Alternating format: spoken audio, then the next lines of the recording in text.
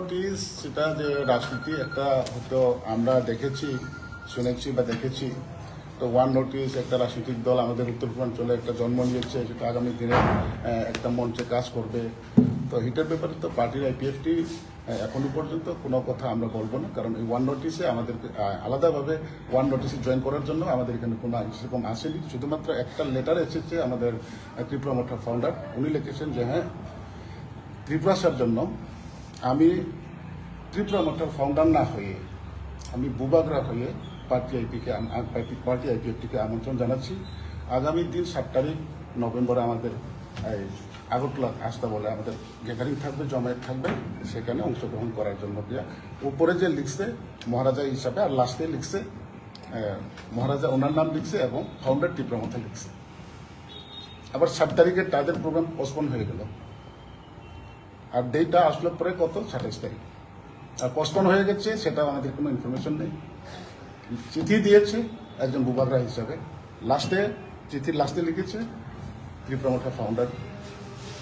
7 তারিখ পোস্টপোন হয়েছে, ইনভিটেশন যাকে করেছে উনি পোস্টপোন হওয়ার পরে তো একটা খবর তো দেওয়া দরকার ছিল না, যে হ্যাঁ আমরা আপনাদেরকে ইনভিটেশন করেছি, এই 7 তারিখে আমাদের আগরতলায় একটা প্রোগ্রাম হতে যাচ্ছে, এই হিসাবে আমি আপনাকে ইনভিটেশন দিয়েছি, কিন্তু কোনো কারণে আমরা এই প্রোগ্রামটা পোস্টপোন করতে বাধ্য হয়েছে। আগামী দিন তারিখ নির্দিষ্ট হলে পরে আপনাদেরকে আমি দ্বিতীয়বার ইনফর্ম দিয়ে দেবো, কিন্তু আমাদের এখানে সেরকম কোনো ইনফরমেশন নেই। বা 27 তারিখে আবার তাদের প্রোগ্রাম ঠিক হয়েছে সেটাও আমাদের কোনো ইনফরমেশন নেই। আবার উনি বুবাগরা হয়ে যখন আমাদেরকে ইনভাইট করেছে, কিন্তু আমরা প্রোগ্রাম দেখেছি কিন্তু ত্রিপুরা মোটর ফ্ল্যাগ, ওয়ান নোটিসের ফ্ল্যাগ তো আমরা দেখছি না, আমরা ত্রিপুরা মোটর ফ্ল্যাগ দেখেছি। তো আমরা আইপিএফটি আসলে পরে তো আমরা আমাদের ফ্ল্যাগ নিয়ে আসবো, তাহলে সেখানে সমস্যা দাঁড়াবে না। তো সব দিকে চিন্তা ভাবনা করে আমরা সুস্থ রাজনীতি করি। খুব আমরা ঠিক আছে বয়সে কম, আমরা হয়তো বেশি কম কোনো একটা বড় ফ্যামিলির না, আমাদের এমএলএ মিনিস্টার আছে সেটাও না, কিন্তু আমাদের চিন্তাধারা খুবই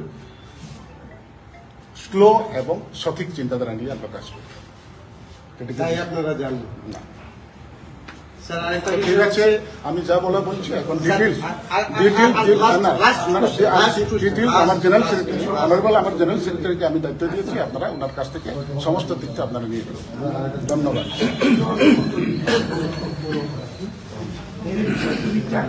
বাংলায় বলবো না কি আচ্ছা আমি ধন্যবাদ, নমস্কার সবাইকে, সব মিডিয়া বন্ধুদের। আমি আজকের যে মিটিংয়ের যে সংক্ষেপে যে সিদ্ধান্তটা আমি বলছি, আমাদের প্রেসিডেন্ট সাহেব উনি উল্লেখ করেছেন, আমি আরেকটু ব্রিফ করব। আমাদের প্রথম সিদ্ধান্ত হলো যে আগামী ডিসেম্বর মাসে 20 তারিখের পূর্বে অর্থাৎ আগে national federation of new state এনএফএনএস north ইস্টের একটা যারা পৃথক রাজ্য দাবি করে আসছেন, ওটার একটা সংগঠন হলো আইপিএফটি। এই এনএফএনএস এর অর্গানাইজ বাই আইপিএফটি এবং এনএফএনএস মিলে যৌথভাবে দিল্লির যন্তর মন্তরে একদিনের সিটিং ডেমনস্ট্রেশন আগামী 2026 যে পার্লামেন্টারি সেশন, রাজ্যসভা হোক বা লোকসভা হোক, এই পার্লামেন্টারি সেশনে যাতে 125তম সংবিধান সংশোধনের যে বিলটা পাস করে আমাদের ত্রিপুরা রাজ্যে বর্তমান তৃতীয় এডিসিকে ত্রিপুরা টেরিটোরিয়াল কাউন্সিল হিসাবে উন্নীত করা হোক, এই দাবিকে নিয়ে এর সঙ্গে আমাদের যে মূল দাবি তৃতীয় এডিসি এলাকাকে নিয়ে পৃথক ত্রিপুরাল্যান্ড রাজ্য গঠন, এই দুইটাকে বেস করে আমরা আগামী ডিসেম্বর মাসের 20 তারিখের মধ্যেই, তারিখ এখনো ফাইনাল হয়নি, 1-2 দিনের মধ্যে তারিখটা ফাইনাল হবে, ওই তারিখে আমরা একদিনের সিটিং ডেমনস্ট্রেশন করব এনএফএনএস এবং আইপিএফটি যৌথভাবে। 2, এই ডিসেম্বর মাসে যেহেতু আমাদের ত্রিপুরা রাজ্যে এখন বোর্ডের পরীক্ষা সামনে আছে, স্কুলের পরীক্ষা চলছে, যে রোমান স্ক্রিপ্টের ব্যাপারে অনেক কিছু বিষয় আছে ত্রিপুরার একটা এই লোকাল যে ইস্যু, এইসব ইস্যু 125 অ্যামেন্ডমেন্ট এবং আমাদের এই পৃথক রাজ্যর যে দাবিকে নিয়ে আমাদের আপিসা যে ছাত্র সংগঠন আইপিএফটি এবং ইয়োড আইপিএফটি যে যুব সংগঠন মিলে আস্তাবল ময়দান অথবা আগরতলার যে কোনো জায়গা যেখানে অ্যালাউ করে সরকার, সেই জায়গাতে কয়েক হাজার আমাদের স্টুডেন্ট এবং যুবকদের নিয়ে আমরা সিটিং ডেমনস্ট্রেশন করব এই ডিসেম্বর 2025-এর মধ্যে। তারিখটা আমরা 2-3 দিন পরের মধ্যেই আলোচনার মাধ্যমে আমরা তারিখটা জানাবো। 3 নম্বর যেটা প্রিপারেশন অফ আপকামিং টিটিআইডিসি ইলেকশন এবং ভিলেজ কমিটি ইলেকশন 2026-কে নিয়ে আমরা সিদ্ধান্ত নিয়েছি। সিদ্ধান্তটা এর আগে আমাদের কোর কমিটিতে সিদ্ধান্ত নেওয়ার ছিল। এই কোর কমিটির সিদ্ধান্তকে আজকে সিইসি আমাদের সেন্ট্রাল কেন্দ্রীয় কার্যকরী কমিটি আইপিএফটি অনুমোদন দিয়েছে। এটা সংক্ষেপে আমি বলবো, আপনারাও জানেন, আপনারা রিপোর্টার, আপনারা জানেন যে আমরা মডেলিটি কমিটি বিজেপি এবং আইপিএফটি সরকার গঠনের পর আমাদের দাবি দাওয়াকে নিয়ে বিবেচনার জন্য একটা মডেলিটি কমিটি গঠন করা হয়েছিল। এই মডেলিটি কমিটির সুপারিশ অনুসারে টিটিআইডিসিকে ত্রিপুরা টেরিটোরিয়াল কাউন্সিল, যেখানে 30টা সিট বর্তমানে আছে, সেটাকে 50টা আসন বিশিষ্ট এবং 44টি দপ্তর, যে এই যে টিটিসি, সেই সুপারিশ ক্রমে টিটিসিকে 125 অ্যামেন্ডমেন্ট 125তম সংবিধান সংশোধনের মাধ্যমে এটাকে বিল পাস করিয়ে নেওয়ার জন্য গত 2019 council of minister Tripura legislative assembly government of Tripura, আমাদের দাবি নয়, ত্রিপুরা মন্ত্রিসভার কাউন্সিল অফ মিনিস্টার তারা অলরেডি পাস করে পাঠিয়েছে পার্লামেন্টে। এখন শুধু এটা অনুমোদনের বাকি, বিল পাস হওয়ার বাকি। আমরা চাইছি 2026-এর যে নর্মালি যে টিটিআইডিসি ইলেকশন হওয়ার কথা, সেই টিটিআইডিসি যে নির্বাচন, এটা এডিসির নির্বাচন না হয়ে টিটিসির নির্বাচন যাতে হয়, এই দাবি আমরা সামনে রেখে আগামী যে এই 22 তারিখ ডিসেম্বরে যেখানে যন্তর মন্তরে গিয়ে আমরা সেটা দাবি করব, আর রাজ্য সরকারের কাছেও এই চিঠি লিখব। পাশাপাশি আমরা আইপিএফটি পলিটিক্যাল পার্টি চাই 2026-এর যে এডিসি ইলেকশন, সেটা টিটিআইডিসি ইলেকশন না হয়ে 125 অ্যামেন্ডমেন্ট বিলের মাধ্যমে টিটিসির ইলেকশন যাতে হয়। 2, এরপরেও যদি এটা যদি না হয়, তো বর্তমানে আমরা আইপিএফটি, বিজেপি এবং ত্রিপুরামথা 3টি দলের জোট রয়েছে আমাদের রাজ্য সরকারে। আইপিএফটি প্রথমে চাইব এই টিটিসি যে ইলেকশনে আমরা 3 দলের মধ্যে সমভাবে আসন বন্টনের মাধ্যমে বিজেপি, ত্রিপুরামথা, আইপিএফটি মিলে যৌথভাবে অ্যালায়েন্স করে আমরা ভোটের ময়দানে নামার জন্য আমরা প্রাথমিক আমাদের প্রচেষ্টা থাকবে। আর যদি না হয়ে থাকে, তখনকার পরিস্থিতি অনুসারে কোন দলের সঙ্গে জোট করার মতো যে পজিশন, আমরা এর আগে ভাগে আমরা সেটা বলতে পারবো না।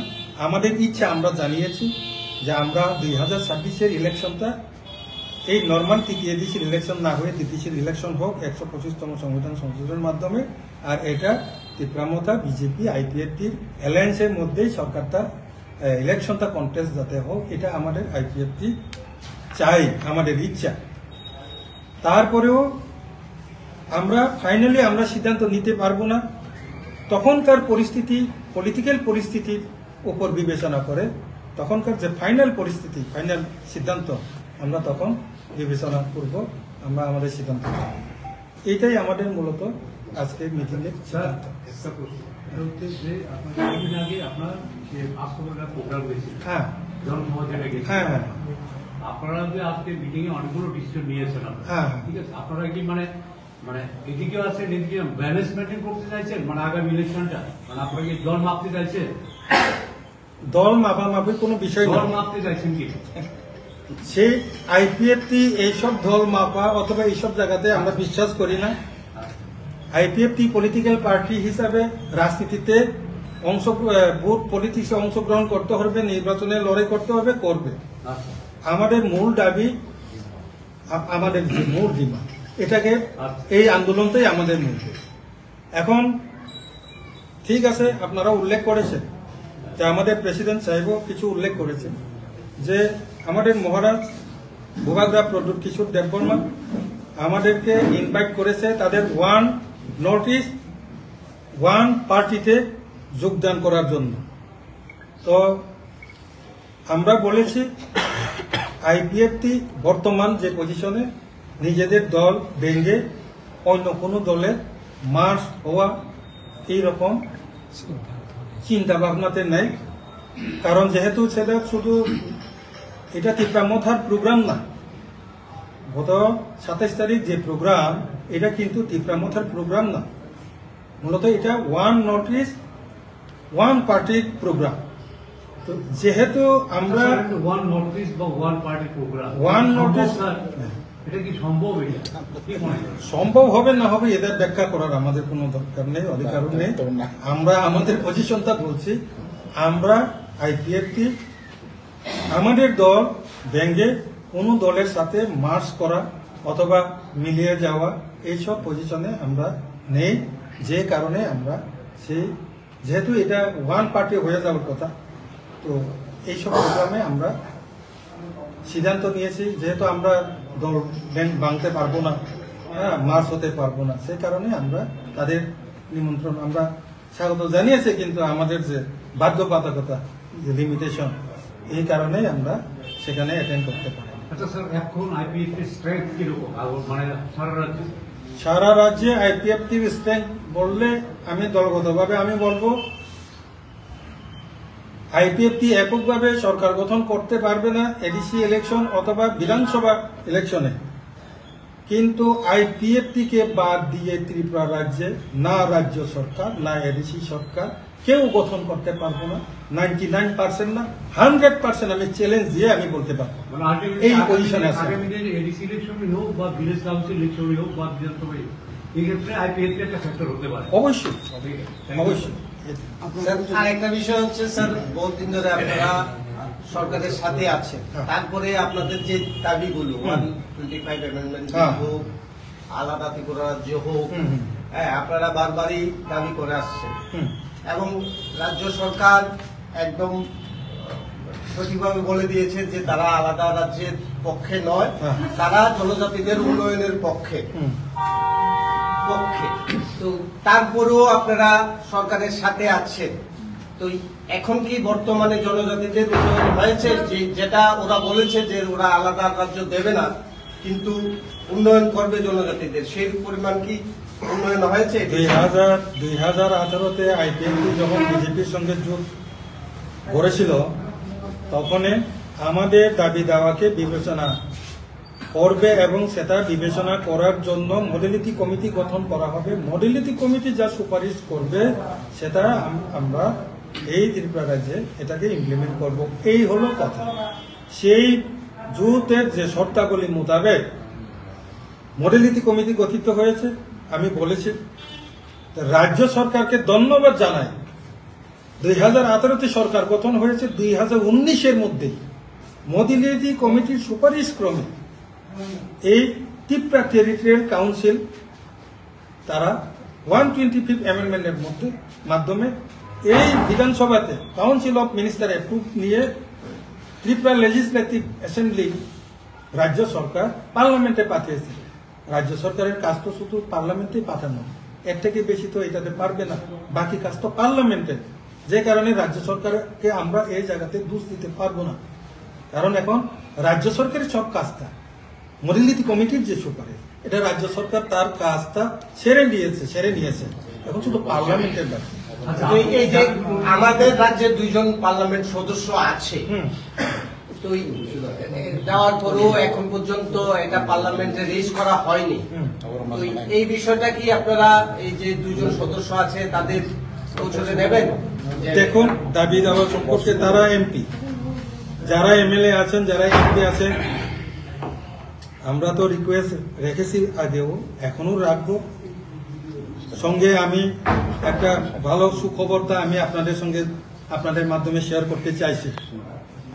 আপনারাও জানেন, গত 2 দিন আগে chairman, honourable chairman national commission for schedule tribe, আপনারাও নিশ্চয়ই খবরটা কাভারেজ করেছেন। যে একটু ব্রিফ হিস্ট্রি আমি বলবো। 2018 থেকে 2022 5 বছরের একটা সরকার ছিল, বিপ্লব দেবের সরকার। এই 5 বছরের টার্মে মাননীয় তখনকার মুখ্যমন্ত্রী বিপ্লব কুমার দেব 2020-তে তাই চিঠি লিখেছে যে এই 125th অ্যামেন্ডমেন্টকে তাড়াতাড়ি ইমপ্লিমেন্ট করা হয়। 2022-এ শেষের দিকে honourable tribal welfare minister Rampada Jamatiaji তাই চিঠি লিখেছে তার মিনিস্ট্রি পেজে যে 125th অ্যামেন্ডমেন্টকে তাড়াতাড়ি ইমপ্লিমেন্ট করা হয়। পরবর্তী 2023 থেকে এখনের যে নেক্সট ডক্টর প্রফেসর মানিক সাহার নেতৃত্বে সেটা এখনো কিন্তু আমাদের মুখ্যমন্ত্রী অথবা ট্রাইবাল ওয়েলফেয়ার মিনিস্টারের ভাবে সরকারিভাবে এখনো পর্যন্ত চিঠি লেখা হয়নি। কিন্তু 3 বছর চলছে, লেখা হয়নি।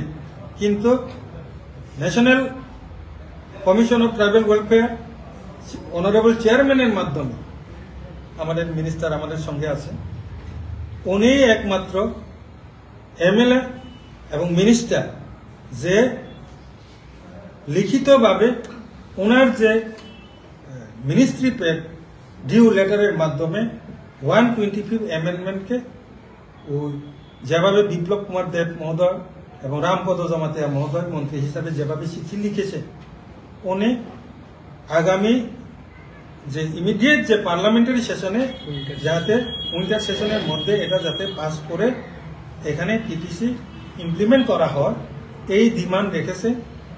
আলাদা কোনো এমপি অথবা কোনো এমএলএ, এসকে এমএলএ কেউ লিখিতভাবে এরকম কোনো মেমোরেন্ডাম সাবমিট করেনি। তাই আমাদের দলের তরফ থেকে আমাদের মন্ত্রী শুক্লাচরণ নোয়াতিয়াজিকে আমরা আজকে হাউসে ওনাকে ধন্যবাদ জানিয়েছি। তো অন্তত 2022-এর পর 2023 থেকে 2025-এর মধ্যে অন্তত একজন মন্ত্রী যিনি 125th অ্যামেন্ডমেন্টকে তাড়াতাড়ি ইমপ্লিমেন্টের জন্য লিখেছেন চিঠি।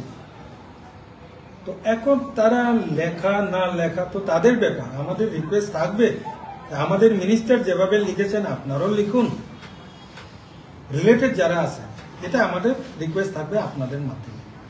ধন্যবাদ।